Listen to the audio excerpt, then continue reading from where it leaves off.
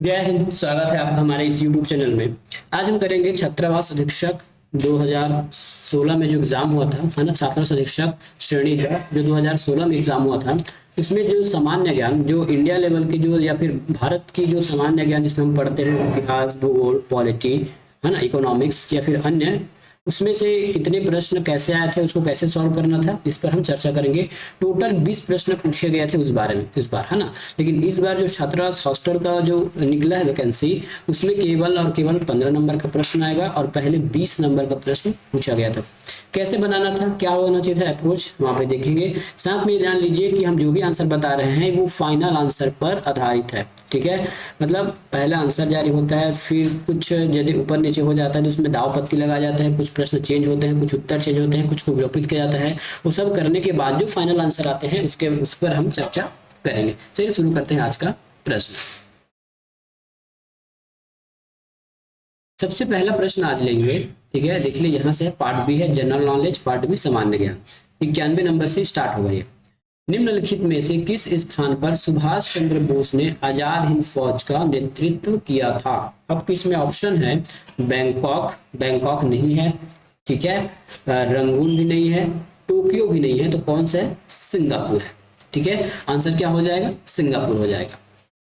अगला प्रश्न, स्वतंत्रता के पश्चात निम्नलिखित में से किस योजना द्वारा सिंचाई तथा उद्योग क्षेत्रों में शासकीय निवेश की अनुशंसा की गई। इंग्लिश से ही पढ़ सकते हैं। After independence which of the following plan recommended government investment in irrigation and industrial sectors. आपके ऑप्शन है नागपुर योजना, दिल्ली योजना, मद्रास योजना या फिर बम्बई योजना। इसका उत्तर हो जाएगा ऑप्शन नंबर डी, बम्बई योजना, ठीक है। बम्बई योजना में ही इस बात को रखा गया था, ठीक है, बम्बई योजना में इस बात को रखा गया। अगला, निम्न में से निम्न में से कौन सा अधिकार संविधान के अनुच्छेद 22 के अंतर्गत गैर नागरिकों को दिया जाता है। यहाँ गैर नागरिकों का मतलब समझ लीजिए, नागरिक का मतलब होता है जिसके पास भारत सरकार की या फिर भारत का नागरिकता हो। हमारे पास Aadhaar card, PAN card, ration card, ये जो हो, या फिर हमको यहाँ जमीन जायदाद खरीदने की जो अनुमति है, उसको हम नागरिक कहते हैं। जो विदेशों से हमारे देश में जो आकर कुछ दिन पर व्यतीत करते हैं, घूमने फिरने आते हैं, उनके लिए है गैर नागरिक शब्द का उपयोग, ठीक है। उनके लिए कौन शब्द उपयोग किया गया है, गैर नागरिक का उपयोग किया गया है। तो इसका आंसर हम देख लेंगे, इसका आंसर क्या होगा, ठीक है। तो क्या हो जाएगा, तो कौन कौन से इनको दिए गए हैं, तो गिरफ्तारी के कारणों को शीघ्र बताए जाने का अधिकार गैर नागरिकों के पास भी है, ये बिल्कुल सही है। अपनी रुचि के वकील से परामर्श करने और बचाव करने का अधिकार, तो ये भी बिल्कुल सही है। गिरफ्तारी के बाद 24 घंटे के अंदर किसी मजिस्ट्रेट के समक्ष पेश करने का अधिकार भी समझिए। मतलब यदि आप विदेश के हो या हमारे देश के हो, कोई भी, यदि आप भी हो जो आप यहाँ की नागरिकता रखते हो, साथ में यदि कोई विदेश से कोई घूमने आया है, यदि उसको किसी कारण गिरफ्तार किया जाता है तो उनको अतिशीघ्र कारण बताया गया, ठीक है। उसकी रुचि के अनुसार से वो वकील रख सकता है। गिरफ्तारी के 24 घंटे के अंदर उसको मजिस्ट्रेट के समय जाना होगा, ठीक है। अब चलते हैं ऑप्शन नंबर डी, उक्त समय से अधिक मजिस्ट्रेट के आदेश के बिना निरोध की स्वतंत्रता, ठीक है, निरोध की स्वतंत्रता। इसका आंसर हो जाएगा ए बी सी डी तीनों, मतलब चारों। इसका आंसर हो जाएगा ए बी सी डी। अगला प्रश्न, निम्नलिखित में से कौन सी जोड़ी सही है। कार्बनिक शेल, स्लेट, रिएक्टर स्केल, वायु गति, कपास, काली कपास मृदा, पॉटजाल या फिर टोर्नेडो ऑस्ट्रेलिया। इसमें से जो सही है वो है केवल और केवल टोर्नेडो ऑस्ट्रेलिया। क्या, टोर्नेडो ऑस्ट्रेलिया। और टोर्नेडो क्या है, एक तूफान का नाम है जो ऑस्ट्रेलिया में चलता है, तो ये सही है, बाकी सब चीज गलत है। अगला प्रश्न, गांधी सागर किस नदी पर बनाया गया है। क्वेश्चन नंबर कितना है, 95। गांधी सागर किस नदी पर बनाया गया है। On which river Gandhi Sagar dam has been constructed. आपके ऑप्शन है यमुना, चंबल, काली सिंध या फिर नर्मदा। उत्तर हो जाएगा ऑप्शन नंबर बी, चंबल नदी पर बनाया गया है, चंबल नदी पर। कौन सा जिला, कौन सा राज्य में है, तो मध्य प्रदेश में है। ठीक है, मध्य प्रदेश में है। स्टार्ट कब हुआ था इस काम का? स्टार्ट हुआ था 1954 में और समाप्ति हुआ था 1960 में। 1954 में बनना स्टार्ट हुआ डैम का और 60 में बनकर ये तैयार हो गया। अगला प्रश्न, कौन सा कथन सत्य है? अब इसमें जो कथन सत्य है उसके बारे में हमको चर्चा करना है।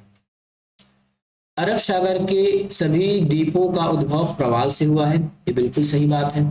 ये द्वीप प्रवाल भित्तियों से घिरे होते हैं, ये बिल्कुल सही है। प्रवाल एक प्रकार का जीव होता है जो मरने के बाद ना एक के ऊपर एक जमने के बाद वो बहुत बड़ा कठोर चट्टान टाइप का बन गया है। लेकिन प्रवाल एक समुद्री जीव है जो अपने ही खोल में, मतलब एक खोल बनाता है और उसी खोल में जाकर वो मर जाता है। उसी खोल से बना है वो पूरा द्वीप बना है। उसके हिसाब से ए और बी दोनों हमारे सही हो जाएंगे, ए और बी। अगला प्रश्न, निम्नलिखित में से कौन सी जोड़ी सही नहीं है? जो सही नहीं है वो बताना है। अजंता चित्र तथा मूर्ति के लिए प्रसिद्ध है। महाबलीपुरम महाभारत काल की घटनाएं, मीनाक्षी मंदिर, कावेरी नदी या फिर खजुराहो चंदेल नदी। तो इसका जो सही नहीं है पूछा है ना, जो गलत है जोड़ी, वो हमको बताना है। आप भी साथ में साथ कमेंट करते जाइए ताकि आपसे कितना बन रहा है ये भी हमको पता चले। ठीक है, तो देख लीजिए, अजंता जो है वो चित्र और मूर्ति के लिए जाना जाता है, तो ये तो बिल्कुल सही है। महाबलीपुरम है जो महाभारत की घटनाओं के लिए जाना जाता है, ये भी सही है। खजुराहो मंदिर जो चंदेल शासकों द्वारा बनाया गया है, ये भी बिल्कुल सही है। जो मीनाक्षी मंदिर है वो कावेरी नदी पर नहीं है। ठीक है, मीनाक्षी मंदिर है जो है कावेरी नदी पर नहीं गई है, जबकि ये वैगई नदी पर है, वैगई नदी पर है। ठीक है, तो देखिए एक ही प्रश्न में आपको चार चीजें जानने को मिल गई, अजंता के बारे में, महाबलीपुरम के बारे में, मीनाक्षी मंदिर के बारे में और खजुराहो के बारे में। इसलिए हम डिटेल पढ़ाना जरूरी होता है इसमें। अब ये पुराना समय का डाटा है, आप याद करना चाहो तो कर भी सकते हो, नहीं तो फिर इसकी जरूरत नहीं है। उस समय क्या आंसर है उसको हम देख लेते हैं बस। वर्ष 2013 में भारत की लैंगिक विकास सूचकांक क्या है? ये उस समय का करंट क्वेश्चन है। इस बार हमको नहीं पता होगा तो भी चल जाएगा। उस बार का आंसर लिया गया था, ये लिया गया था 0.828, इसका आंसर लिया गया था। हमको इससे कोई लेना देना नहीं है, याद रखिएगा। अगला प्रश्न, ये 99 प्रश्न है, इसको विलोपित कर दिया गया है शासन के द्वारा, मतलब व्यापम के द्वारा। अंडमान द्वीप समूह के सुषुप्त ज्वालामुखी का क्या नाम है? सुषुप्त मतलब बुझा हुआ, जबकि बैरन द्वीप जो अंडमान द्वीप में पाया जाता है, ठीक है, ये कौन सा द्वीप है? ये हमारा एक्टिव द्वीप है, मतलब यहाँ पर भी कुछ ज्वालामुखी भड़कते रहता है। इस वजह से क्वेश्चन और आंसर में विपरीत होने की वजह से इस प्रश्न को विलोपित कर दिया गया है व्यापम के द्वारा।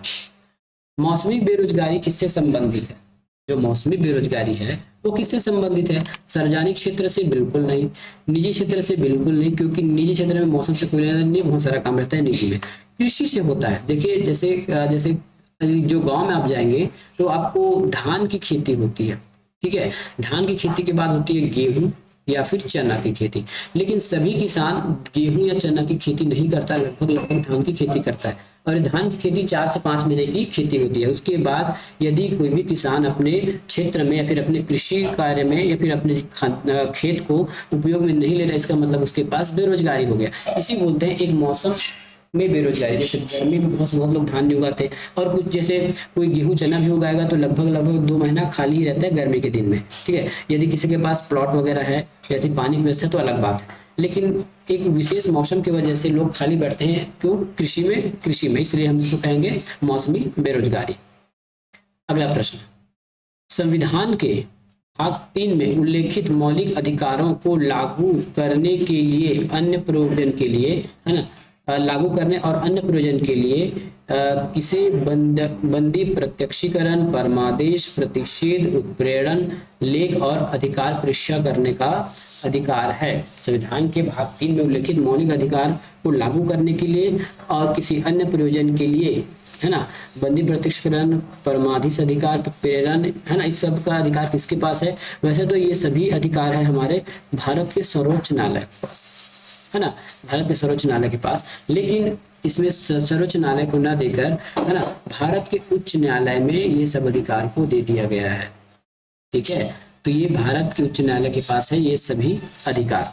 और मौलिक अधिकारों को लागू करने का जो मुख्य कार्य है वो भारत के सर्वोच्च न्यायालय का है। लेकिन कुछ दशा में जैसे बंदी प्रत्यक्षीकरण है, परमादेश है, प्रतिषेध, उत्प्रेरण है, इसके लिए उच्च न्यायालय के पास अधिकार है ये सब लागू करने के लिए। दार्जिलिंग में किस नदी के तट पर चाय की खेती की जाती है? दार्जिलिंग में किस नदी के तट पर चाय की खेती जाती है? तो दार्जिलिंग में तीस्ता नदी के तट पर, ठीक है, चाय की खेती की जाती है। विजयनगर साम्राज्य के अवशेष पाए जाते हैं बीजापुर में, गोलकुंडा में, हम्पी में या फिर सूरत में। आपके ऑप्शन के हिसाब से उत्तर बताइए। सूरत तो किसी भी हाल में नहीं हो सकता, ठीक है, तो इसका आंसर हो जाएगा हम्पी में। क्या हो जाएगा? हम्पी इसका सही उत्तर हो जाएगा। निम्नलिखित में से किस तिथि को गांधी जी ने साबरमती आश्रम से दांडी के लिए ऐतिहासिक पद यात्रा प्रारंभ किया था? ऑप्शन है 11 मार्च 1930, 15 मार्च 1930, 6 अप्रैल 1930 या फिर 10 अप्रैल 1930। इसका उत्तर हो जाएगा ऑप्शन नंबर ए 12 मार्च 1930 में, ठीक है। 12 मार्च 1930 में गांधी जी ने नमक सत्याग्रह तोड़ने या फिर नमक कानून तोड़ने के लिए एक पद यात्रा निकाली थी। वही है, आपको डेट है 12 मार्च 1930 में। लेबर ब्यूरो रिपोर्ट 2014 के अनुसार भारत में कौशल कार्यशक्ति प्रतिशत क्या है? ये भी एक करंट का क्वेश्चन है, इसको आप नहीं जानेंगे तो भी चलेगा, लेकिन ऑप्शन में उत्तर लिया था 2%, जब उत्तर उस समय का था 2% उत्तर। अगला प्रश्न, 2011-12 की नई श्रृंखला पर वर्ष 2014-15 के लिए भारतीय अर्थव्यवस्था में कृषि एवं संपदा, ये भी हमारे करंट का क्वेश्चन है, ठीक है, ये आएगा नहीं, फिर बस एग्जाम में आंसर क्या लिया था? तो ये लिया था एग्जाम में आंसर, क्योंकि अभी अगर आएगा तो हमको इस साल का पूछेगा, उस साल का तो पूछेगा नहीं, ऐसा है, या फिर एक साल पहले का पूछता है। 69वां संविधान संशोधन के अनुसार राष्ट्रीय राजधानी दिल्ली के संबंध में क्या सही है? ठीक है, क्या सही है? प्रशासक का पदनाम एवं उपराज्यपाल के द्वारा मुख्यमंत्री की नियुक्ति, राष्ट्रपति के द्वारा मुख्यमंत्री की नियुक्ति, उपराज्यपाल मंत्रिपरिषद की सलाह से उसकी शक्तियां प्रयोग करेंगी, या फिर उपराज्यपाल और मंत्रिपरिषद के मध्य मतभेद की स्थिति के प्रकरण गृह मंत्रालय को भेजा जाएगा, या फिर आपके ऑप्शन है उपराज्यपाल या मंत्रिपरिषद के मतभेद की स्थिति में प्रकरण राष्ट्रपति को भेजा जाएगा। तो इसमें से कोई भी सही नहीं है, सब गलत है, बस आपको घुमाने के लिए आंसर को दिया गया था। अगला प्रश्न, निम्नलिखित में से किस प्रावधानों के कारण भारतीय न्यायपालिका स्वतंत्र कहलाती है? किसकी वजह से स्वतंत्रता कहलाती है? तो न्यायाधीशों की नियुक्ति कार्यपालिका अध्यक्ष द्वारा की जाती है, ये बिल्कुल सही है, तो ये कारण है। दूसरा है न्यायाधीशों का जो वेतन है उनके कार्यकाल में कम नहीं किया जा सकता, ये भी बिल्कुल सही है, एक बार फिक्स हो गया तो अब उसको कम नहीं कर सकते। अगली बार है न्यायाधीशों की जो पद के जो पृथक्करण है, मतलब पद से हटाने की जो प्रक्रिया बहुत कठिन है, ये भी बिल्कुल सही बात है, ठीक है। उसके बाद देखिए न्यायपालिका को पुनरावलोकन का अधिकार है, तो ये सही तो हो सकता है, लेकिन ये हमारा बेस नहीं है।